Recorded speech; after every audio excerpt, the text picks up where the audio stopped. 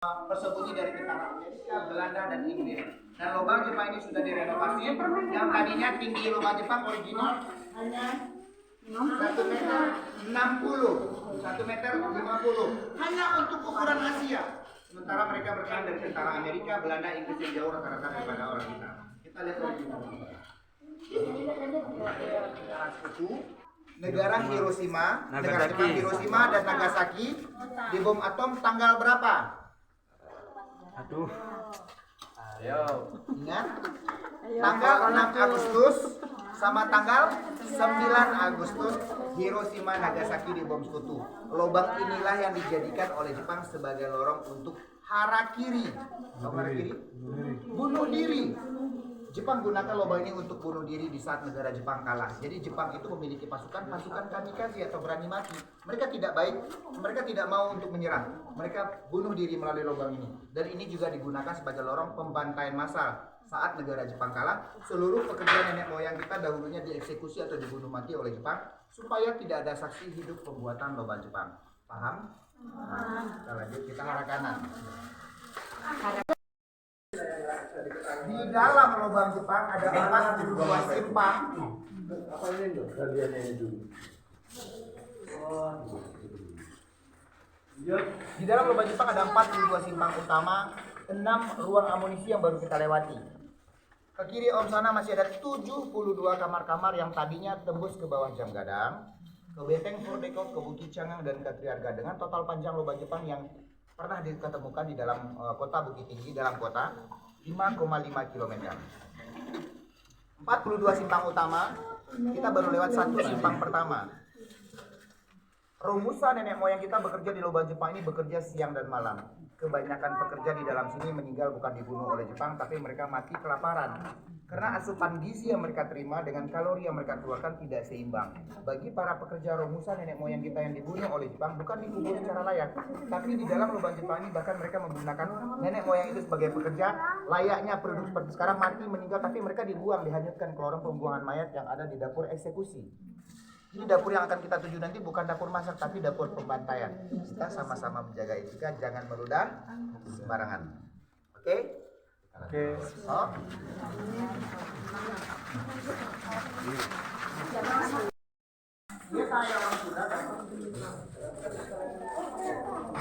Lubang ini dijadikan oleh Jepang sebagai mikrofon. Hanya lubang ini yang menimbulkan echo, gema di dalam sini. Untuk berkomunikasi pun kalau dalam keadaan emergensi hanya lubang ini yang bisa mengeluarkan suara sampai hingga keluar ke sana hingga 1,5 km. Sementara jaringan telepon kita mungkin tidak dapat sinyal. Ada yang dapat sinyal? Sedikit pun tidak ada. Harusnya tadi bawa dari atas. Dikantongin. Jaringnya ya Bu. Lubang ini sengaja dibikin oleh Jepang berbentuk tapak kuda. Siapa yang naik kuda tadi? Berbentuk setengah lingkaran, naik delman. Ini berbentuk setengah lingkaran kayak tapak kuda, tanpa gelombang-gelombang di pinggir. Makanya suara kita bergema di sini. Kalau kita menjerit berteriak di lubang sini, seluruh orang yang ada di lubang Jepang ini akan mendengar suara kita dengan total kejauhan sejauh 1,5 km. Hanya lubang ini yang bisa kita gunakan sebagai lorong untuk berkomunikasi. Paham? Nanti bapak ke sana, dia masuk ke dalam. Kita lanjut.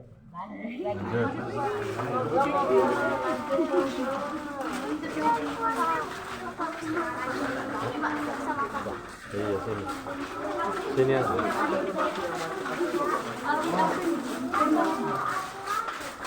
Ayo Lesa.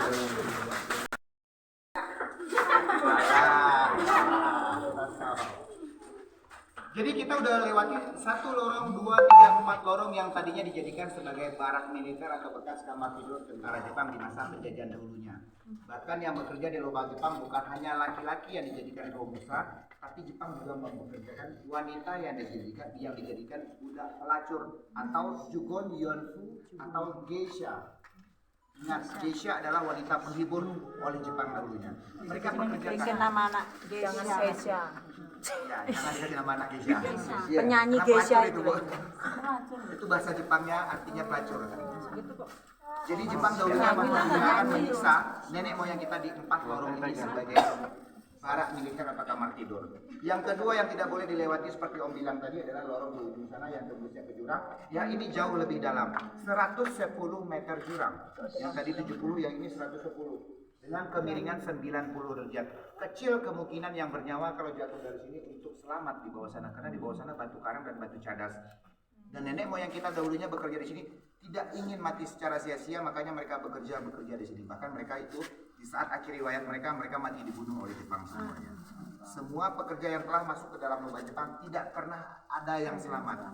Nobody escape. Semua mati di sini. Paham? Kita ke penjaranya lewat sini. Masuk penjara. Masuk penjara. Jurang. Sebelah sana jurang.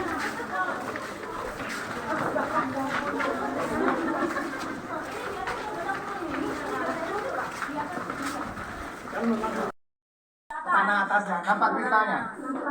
Oh iya. Apa? Beli? Berlian. Lampunya lelang, lelang. Lampunya lelang. Ini yang mengikat kristal itu. Oh, let me do. Ini bukan emas, tapi ini adalah kuarsa kristal atau seperti fosfor. Kalau lampu di lubang Jepang ini kita matikan semua, ini kita basahi dengan air, dia bakal keluarin cahaya warna hijau stabilo. Dari sebagian mineral kuarsa ini banyak mengandung perak dan emasnya. Coba ke dinding cari pelan-pelan. Kita akan melihat butiran emas kecil-kecil. Nampak? Nampak?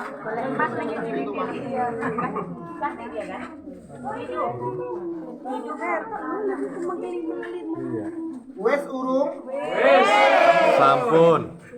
Lubang ini digali secara manual, pakai tenaga manusia, pakai linggis, pahat, cangkul. Tetapi setelah mereka menggali lubang Jepang ini, berapa jumlah nenek moyang kita yang bekerja menggali lubang Jepang ini sampai saat sekarang tidak diketahui. Mungkin tadi saya udah dengar bisik-bisik tanah ini pun tidak tahu kemana dibuang, kata Pak Guru. Betul kan Pak? Iya, tadi tanya. Lubang Jepang ini digali kemana tanahnya dibuang Jepang tidak tahu. Berkemungkinan karena tanah lubang Jepang ini banyak menghasilkan emas, perak, mungkin dijadikan tambang, dan hasil dari tambang ini dijadikan modal perang bagi Jepang dahulunya. Karena dari galian lubang Jepang ini mungkin ada bekas dari satu bukit bahkan hingga satu gunung baru yang tidak ditahu di mana ditumpuk oleh Jepang.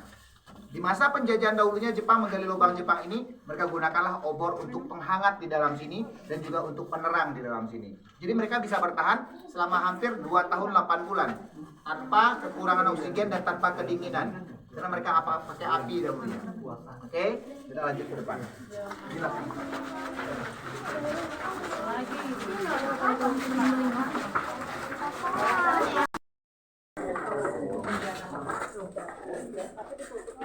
Oke, Om cerita ya.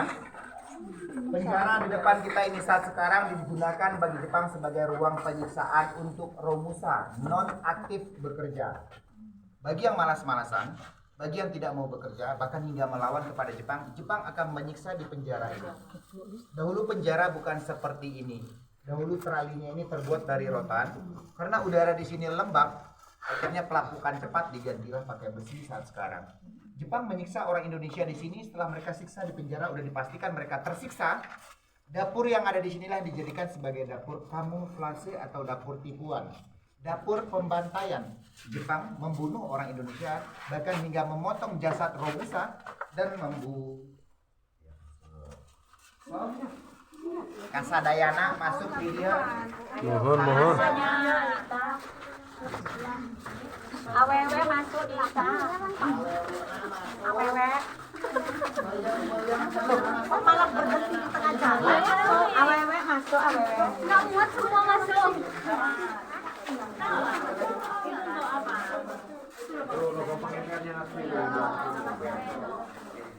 Lubang dapur ini tidak original karena dinding ini dahulunya dari tanah liat. Hanya untuk memperkeras diganti pakai semen. Setiap Jepang membunuh para pekerja di dalam lubang Jepang terhitung dahulunya dari satu garis yang ada di sini. 1 nyawa. 2 garis 2 nyawa, 3 garis 3 nyawa. Tujuan Jepang menghitung secara manual supaya Jepang tidak kecolongan berapa banyak pekerja yang telah mati di lubang Jepang, tahu dari jumlah garis yang mereka tandai. Karena Romusa yang mati di sini bukan dikubur, tapi Jepang akan menggunakan lubang kecil yang ada di bawah sini sebagai lorong akses pembuangan mayat. yang diperkirakan panjangnya 70 hingga 75 meter ke dasar sungai. Yang tadinya lebarnya ini 1 meter lebarnya, tingginya 1,5 meter, kemiringannya hampir 80 derajat. Apapun yang kita buang dari atas ini, geseran ke sini. Ayo. Lanangnya geser ke sini dan pusingkan. Apapun benda yang kita buang dari atas ini dulunya hanyut melalui ke sungai, melalui lubang ini ke sungai. Ini dijadikan sebagai lorong akses pembuangan mayat atau lorong pembuangan mayat dan Jepang dahulunya. Awas HP-nya. Oke. Lubang di atas Masuk lubang. sampai nih isil cahaya ada. Cahaya matahari. Bisa. Lubang ini menuju ke atas bukit. Dan tujuan Jepang membuat lubang ini sebagai lorong untuk pengintai. Jepang mengintai aktivitas nenek moyang orang Bukit Tinggi yang membawa hasil panen. Baik padi, ubi, jagung, semua mereka akan dicuri dari pinggir jalan. Lubang inilah yang dijadikan sebagai lorong akses pengintaian bagi Jepang. Hasil bumi, hasil tani barulah dikasih makan untuk para pekerja. Baik itu hantu padi, itu jagung dijadikan bubur nasi. Bubur nasi itu yang dikonsumsi oleh nenek moyang kita. Jadi mereka dahulunya kebanyakan di sini meninggal bukan mati dibunuh, tapi mereka mati kelaparan. Asupan gizi yang mereka terima dengan kalori dan tenaga yang mereka keluarkan tidak seimbang. Yang matilah baru dibuang lewat lorong bawah sini. Paham? Lanangnya di depan kan ini. Sekarang tetap di sini. Pidoe langsung ke belakang. Sekarang lanang di belakang. Ayo, di depan lanang di belakang. Yang mau selfie silakan selfie asal jangan bertiga. Mana nih? Bertiga, kasih yang satu lagi nggak ada teman. Ya, nggak ada teman Itu di sini. alasannya. Alasannya seperti itu. Kalau bertiga selfie waktunya nggak cukup. Kita ke kiri. Kita ke sana. Ya, ini sekarang susah jalan. Ini.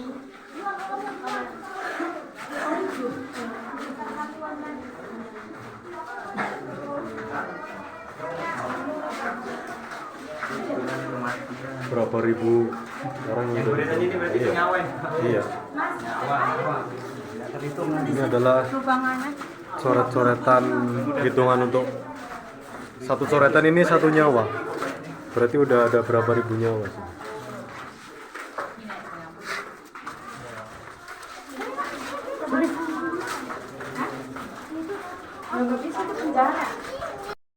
Ini masuk lubang Jepang. Bisa nengok sejarah.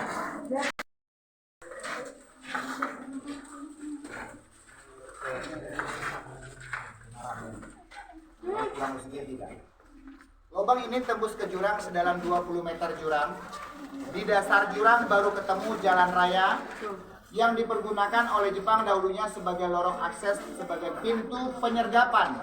Tempat Jepang merampas hasil bumi, hasil tani para penduduk setempat. Setelah Jepang menggunakan lorong kecil di atas dapur tadi untuk mengintai, dari sinilah mereka merampas mencuri hasil dari tani mereka, orang Bukit Tinggi. Sejauh ini saya mau bertanya. Bapak sekolah mau bertanya mungkin satu pertanyaan? Atau bapak yang lain, ibu yang lain, atau murid-murid yang lain? Ada yang mau bertanya sejauh ini? Tidak? Ada Om. Silakan. Orang asli Jepang pernah masuk sini Om. Saat ini. Di saat bulan Maret, April, Mei, tapi sebelum Corona ya. 3 bulan itu adalah cuti musim semi Jepang. Mereka selalu datang ke sini. Maret, April, Mei. 3 bulan itu. Jangan keluarkan. Jangan keluarkan. Ibu sekarang pakai Avanza Innova saya akan buat. Iya, Loh, Jepang. itu dikasih Jadi warisan. gini, jangan Untung pernah aku pakai menyimpan guling. akar pahit di dalam hati. Menyimpan akar pahit dalam hati bagai menyimpan duri dalam daging. Kita ikhlaskan. Ini maaf ya, yang bekerja di lubang Jepang ini nenek moyang kita dari luar Sumatera. Orang Sumatera dibuang ke Pulau Jawa, ke Kalimantan, ke Sulawesi. Orang Pulau Jawa, Kalimantan, Sulawesi mereka bawa ke sini. Tujuan Jepang mempekerjakan robusta dari luar pulau supaya mereka tidak saling berkomunikasi. Semua itu kita ikhlaskan. Hanya Tuhan yang membalas. Oke, ada yang mau bertanya lagi? Saya yang bertanya sekarang lagi, Bu. Saya belum dijawab tadi Om. Orang Jepang itu pernah datang ke sini apa enggak? Tadi udah dijawab. Bu, Pak, saya udah menjawab. Nanti Bapak bertanya ke ibu yang lain. Maret, April, Mei sebelum Corona musim semi mereka selalu datang ke sini, Pak. Maret, April, Mei, 3 bulan itu musim semi dia datang ke sini. Hanya untuk pergi bersembahyang ke penjara sana, Pak.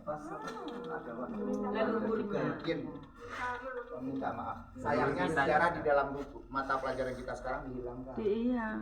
Amat disayangkan. Ada pengaburan. Iya. Nanti 2024 sekarang kita kembali. Tinggal 100 meter lagi kita udah mau keluar. Jadi jalan kita 750 meter, tidak berasa kan? Iya. Iya ya. Mau bertanya loh ini. Mau bertanya. Ada yang lihat toilet nggak kamar mandi? Enggak ada. Nggak ada. Tidak ada kan? Nenek moyang kita disiksa di sini, dikasih makan 1 kali sehari. Bahkan Jepang bersembunyi di sini. Kira-kira mereka dahulunya selama 2 tahun 8 bulan di dalam lubang Jepang, beraknya bagaimana? Iya ya. Ayo coba jawab. Dikasih makan mungkin. Mereka dikasih makan tapi Iya, Pak, dimakan kotorannya tuh dimakan gitu loh. dikasih makan lagi. Iya. Nah, Bapak yang jawab Pak. Iya. Iya. Salah. Salah. Bapaknya salah. Bukan dikasih makan lagi. Gali lubang. Nah itu mereka tutup. Salah itu kucing Bu. Yuk coba pikirkan ini satu pertanyaan. Makannya 1 hari sekali. Kenapa Pak? Makannya 1 hari sekali, Pak. Makanya 1 hari sekali tetap ada pembakaran. Ini Pak untuk dinding. Nah, ditempel ke dinding original. Jadi dulu bukan seperti ini. Dindingnya tidak seperti ini. Kayak setelah dulu pembentuk sudah mengikis-ngikis, mereka tidak tahu yang dikikis itu apa. Bukan. Jadi ditempel ke dinding. Salah. Oh salah. Bukan ditempel ke dinding, Bu. Untuk apa bahan bakar? Memasak. Bahan bakar pembakar api. Sangat salah. Belum ditemukan itu. Pakai bahan bakar bau telek rambut sini. Belum ditemukan. Bukan dimakan lagi. Sudah dijawab. Gali salah.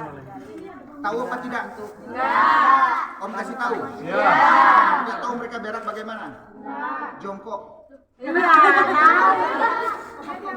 Tapi Om tanya tadi beraknya bagaimana?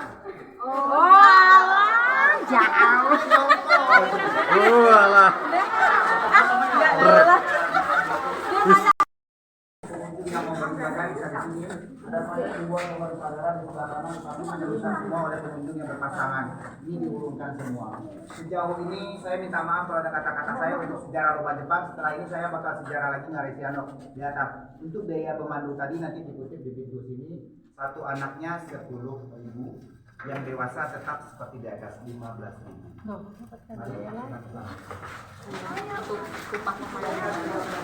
upah pemandian. Sediakan uang 10.000.